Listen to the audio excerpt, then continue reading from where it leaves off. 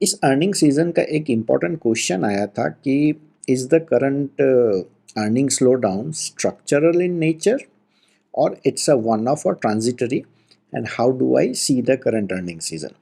और ये काफ़ी इम्पॉर्टेंट क्वेश्चन है कि भाई ये जो अर्निंग सीजन में बहुत कंपनीज की ख़राब ख़राब अर्निंग्स आई है, तो आप इसको कैसे देख रहे हैं? क्या ये वन ऑफ है कि भाई एक बार अर्निंग्स ख़राब आ गई और अब सुधर जाएंगी, या ये कंटिन्यूअसली ख़राब होती रहेंगी? तो आइए समझते हैं कि किन किन सेक्टर्स में अर्निंग्स थोड़ी सी ख़राब आई है। तो जनरली जो हुआ है, एक आध दो बैंक को छोड़ के बैंकिंग सेक्टर्स की अर्निंग काफ़ी अच्छी आई है।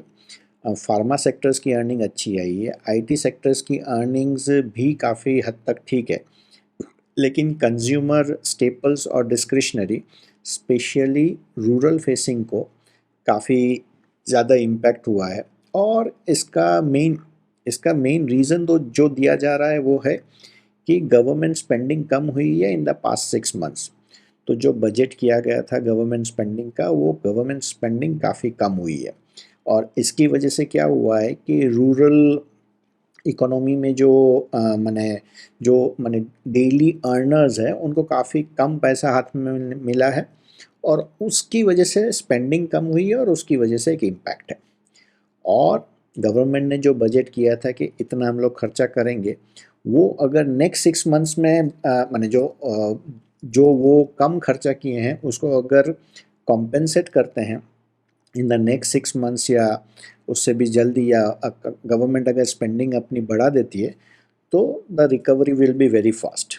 लेकिन मेरे को क्या लगता है कि ये जो अर्निंग्स में एक खराबी आती है किसी भी कंपनी, किसी भी सेक्टर या किसी भी कंट्री के लिए, तो वो एक साइकिल में चलती है। यानी कि अगर मैं यूँ कहूँ कि अर्निंग्स ग्रोथ अगर से 10% एक्सपेक्टेड थी और 0% आई है या 5% आई है, तो अगली बार 0 आएगी, फिर -1 आएगी, फिर 0 आएगी, फिर 2 आएगी, फिर 7 आएगी और फिर 10 पे आएगी। यानी कि ये अगर डाउनवर्ड फॉल है तो ये एक ट्रेजेक्टरी में जाएगा और फिर ट्रेजेक्टरी में अप आएगा। तो यहाँ पे भी यही होगा कि ये जो अर्निंग सीज़न है वो एक ख़राब आने के बाद हर एक एस्टिमेशन अपने हिसाब से, हर ब्रोकरेज हाउस अपना एस्टिमेशन चेंज करेगा, और उस एस्टिमेशन के बेसिस पे अब नेक्स्ट अर्निंग सीज़न को देखा जाएगा कि कितना उस एस्टिमेट से ख़राब है या अच्छा है। तो ये हो सकता है कि मार्केट में अर्निंग्स या उसकी जो ग्रोथ रेट है वो ख़राब ही रहे, लेकिन मार्केट जो है वहाँ से टर्न अराउंड कर जाए। और दूसरा व्यू पॉइंट ये है कि मार्केट जो है, ये जो अर्निंग सीज़न है ये बहुत ज़्यादा टाइम तक ख़राब रहेगा, इसलिए मार्केट यहाँ से आइदर थोड़ा सा और करेक्ट होगा या बहुत लंबे समय तक कंसोलिडेट करेगा। और दोनों व्यू पॉइंट में कोई ख़राबी नहीं है, लेकिन मैं इसको ऐसा देखता हूँ कि आई डोंट लुक एट कि complete market as a whole. मैंने इंडेक्स या निफ्टी की 1080 अगर ईपीएस है, तो 1100 या 1200 ये वो कैसे हो रही है, क्योंकि अपने पूरे मार्केट में इन्वेस्टेड नहीं है। हाँ, वो उसके ऊपर नज़र रखना ज़रूरी है कि मार्केट कितना ओवर वैल्यूड है या कितना टाइम्स पे निफ्टी चल रहा है, कि उसके बेसिस पे ही फंड का एलोकेशन इन द मार्केट होएगा या वहाँ से फंड निकलेगा।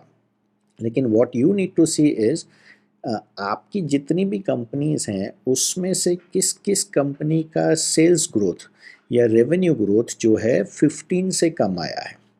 जिन जिन कंपनीज का 15 से कम रेवेन्यू ग्रोथ आया है और आपकी एक्सपेक्टेशन थी कि वो 15 से ज़्यादा आएगा, तो वहाँ से आपको एग्ज़िट करना चाहिए। अब आप कहोगे कि मैं इतनी कंपनीज़ को तो खुद ट्रैक करता ही नहीं हूँ। तो अगर आप अपनी कंपनी को नहीं ट्रैक करते तो आप डायरेक्टली स्टॉक्स में इन्वेस्ट ही ना करो। क्योंकि आप अगर अपनी कंपनीज़ के खुद के सेल्स ग्रोथ और प्रॉफिट ग्रोथ को स्क्रीनर पे जाके देख नहीं सकते हो, तो it's not worth investing on your own.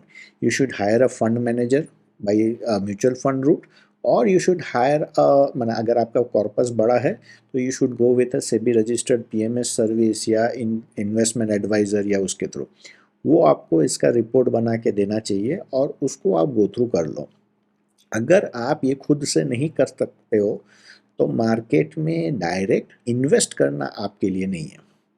तो आप first thing you need to do is go through the sales growth. अब हो सकता है कि किसी कंपनी का सेल्स ग्रोथ 7% आया, तो आपको अब ये मानना पड़ेगा कि ये अगर 7% आया तो लास्ट में क्या था और मेरी एक्सपेक्टेशन उसके बेसिस पे क्या थी।